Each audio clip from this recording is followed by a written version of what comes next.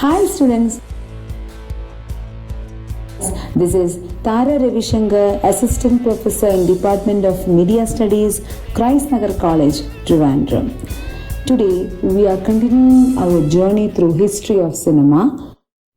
All of films that we have mentioned till date are actually black and white. So when did, how and when did this black and white films change to color? The Technicolor was the first method through which films were colored. What's that? Technicolor was the first method through which films were colored. The first Technicolor method was a two-color subtractive process that came into being in 1922. It was used in 1922 in a film called The Toll of the Sea. Later on the musical like The Gold Diggers of Broadway in 1929. And they also used, this film also used Technicolor. Color was always on the mind of the early filmmakers like George Méliès. He used color because his color process was basically shooting a film and then color painting each and every frame and then play it so that it looks a painted look. It gets a painted look. By 1932, Technicolor had defined or redefined its process to become three-color process. First it was two-color process, that is subtractive color process, and then it comes to three-color process, enhancing the quality of color system. Technicolor was not popular in 1920s or 30s because it had a severe technological limitation, same as that with the sound cinema, because the system has to change to color cinema. So due to technical limitations, camera persons, they were really suffering, and specifically trained and studios were on course hesitated to make such a substantial capital investment for Technicolor or color films because everyone need money, much money oriented. So if people are ready to see things in black and white, why could is there a need to color? That was their issue, and they were thinking like that, and it doesn't make commercial sense for them. So commercial sense was made for a little known studio of that time called Disney Walt Disney. Walt Disney made animation films in color animation, plays a huge part in making the film color because it is something like seeing things in black and white, and in the real life we see things with color, and that was a contrast. And the Disney Walt Disney made a huge changes in industry because it can bring to life something just like a real life, and it was one of the first studio to produce color in their films, and the first one was The Three Little Pigs, which was a huge success. Three Little Pigs in 1933. The first color feature was Becky Sharp in 1935.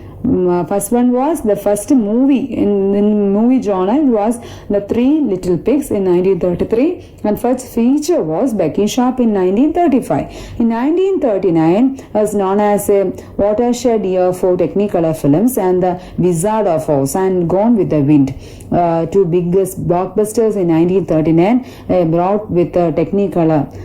Wizard of Oz was a fantasy type movie, and the color was used to enhance the fantasy settings and all. The film began in black and white, and then as the protagonist goes into the country called Oz, the film changes from black and white to color. That means it is blending the concept with color. And Gone with the Wind was a civil war drama. Gone with the Wind was basically on a novel, and the grandness of the story required it to have a very great or grand design. Technicolor was used to enhance the epicness of the film. For conveying the concept, here Technicolor or the color is used. Later, Kodak came out with the Eastern and color, which led to the downfall of Technicolor because it was more effective than this Technicolor. There were two major reasons for the downfall of Technicolor. Technicolor was more expensive than Eastman, and Technicolor was more problematic to handle than Eastman. So because of these two reasons, which are the reasons? One is it is very expensive than Eastman, and Technicolor was more problematic to handle than Eastman color. If we had to shoot a film in Technicolor, especially in the early part of the Technicolor time, you had to have the camera person who was really trained in Technicolor, and no other camera person can do this.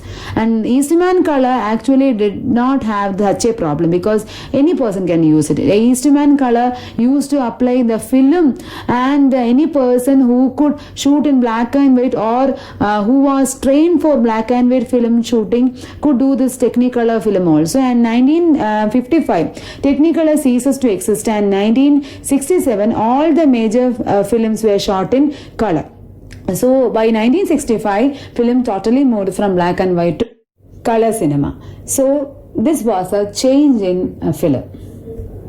CinemaScope was put forth by 20th Century Fox Studio in the early part of 1950s. It was an anamorphic system.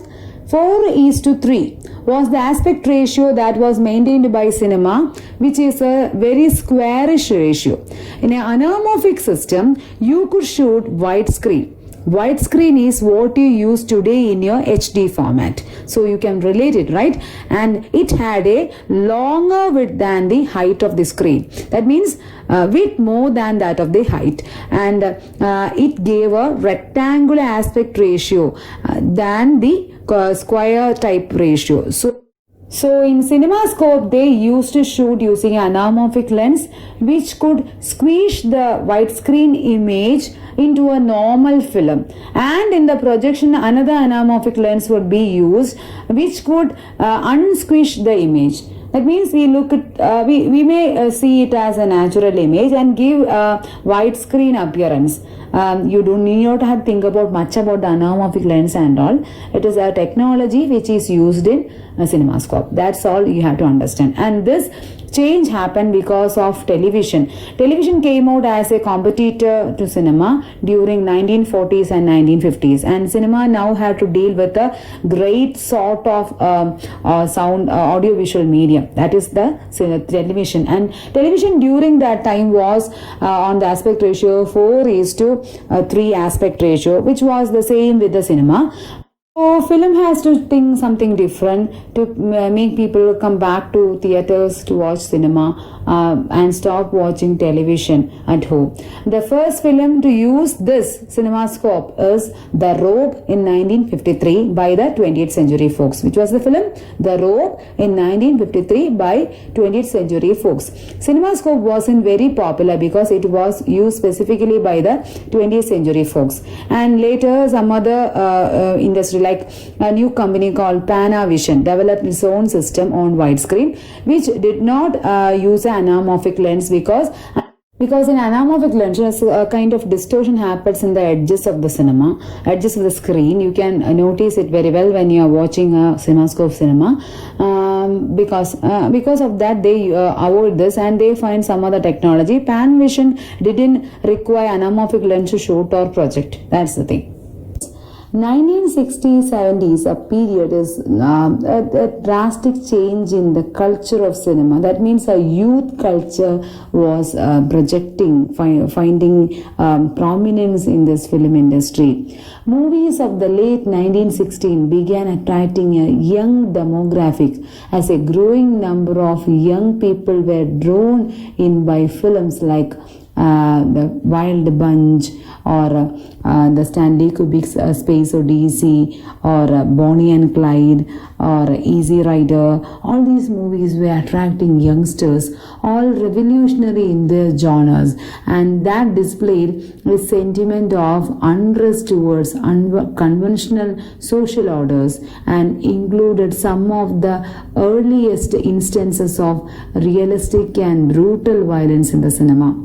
These four films in particular grew so much money at the box office that producers began churning out low budget such films to make profit.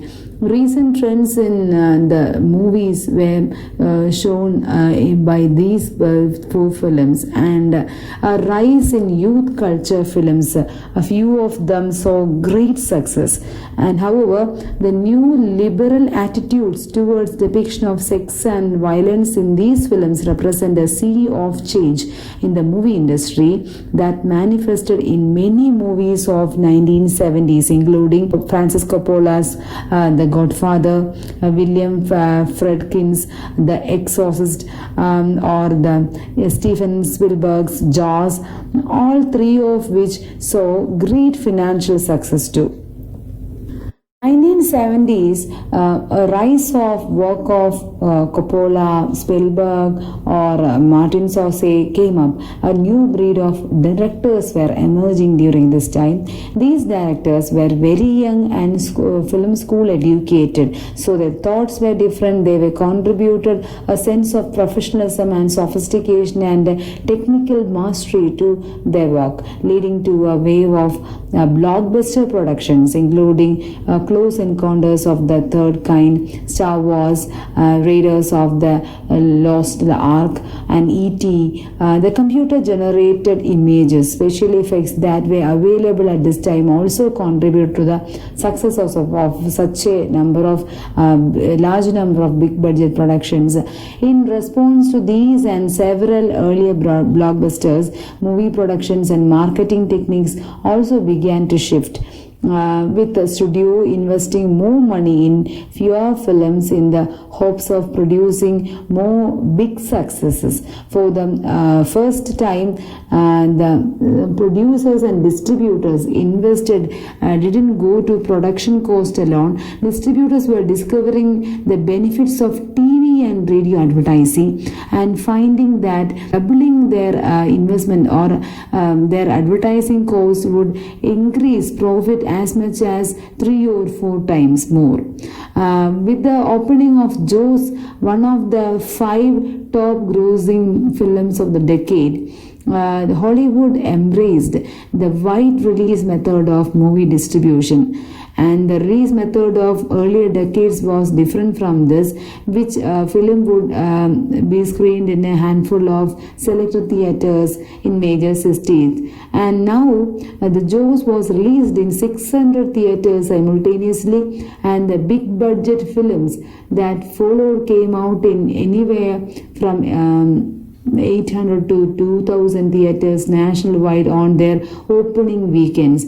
And there were so many major Hollywood studios of the late 70s and 80s now run by international corporations. So the result was the period saw unprecedented number of high budget sequels like Star Wars or Godfather. Additionally, corporations sought revenue sources beyond the movie theater, looking to the video and cable releases of their films. Introduced in 1975, the VCR became nearly very popular in this channel. The newly introduced concept of film-based merchandise like toys, games, books, etc. allows companies to increase profit even more. The popular culture of the 1980s reflected the era's political conservatism. For many people, the symbol of the decade was a baby bloomer with a college education, well-paying job, and expensive taste. The movies like The Big Chill, The Bright Lights, etc. depicted a generation of young men and women of that period. At the movies like E.T., Extraterrestrial, Return of the Jedi, or Raiders of the Lost Ark are appealed to moviegoers of all ages and made hundreds of millions of dollars at the box office. the 1980s was also the heyday of the teen movies like Breakfast Club or Wonderful, Pretty in Pink, and there was a culture of watching movies from home developing during this time. That was due to the popularity of VCR or VTR. A number of mergers in the multinational conglomerates mergers happened during this time, like United Artists. It combined with MGM and it renamed as MGM UE, which was bought by media mogul Ted Turner in 1986 for his cable TV channel Turner Broadcasting System, and 20th Century Fox was taken over by tycoon Marvin Davis in 1981 and then entered into a 50% share ownership with Australian publisher Rupert Murdoch in 1985, becoming a part of Fox. And the film production unit was renamed Fox Film Corporation in 1989. And by the end of the century, it became Fox. And Columbia Pictures was purchased by Coca-Cola Company in 1982. And next is Universal Pictures. It officially merged with MCA, a powerful television production company, and Walt Disney. It could be considered as one of the few production company which could remain stable. And Warner Communications merged with Time and renamed as Time Warner, such changes made a drastic change in the production side of film. The decade of 1980s tended to consolidate the gains made in 70s rather than to initiate new trends equal to large number of trend-setting movies that characterized the previous decade. Designed and packaged for mass audience appeals, few 80s films became, which would be called as classics. The era was characterized by the introduction of high-concept films with cinematic plots that could be easily characterized by one or two sentences, that is 25 words or less, and therefore easily markable and understandable films were there. After the innovations of 70s, films in the 80s were less experimental and original, but formula movies were there.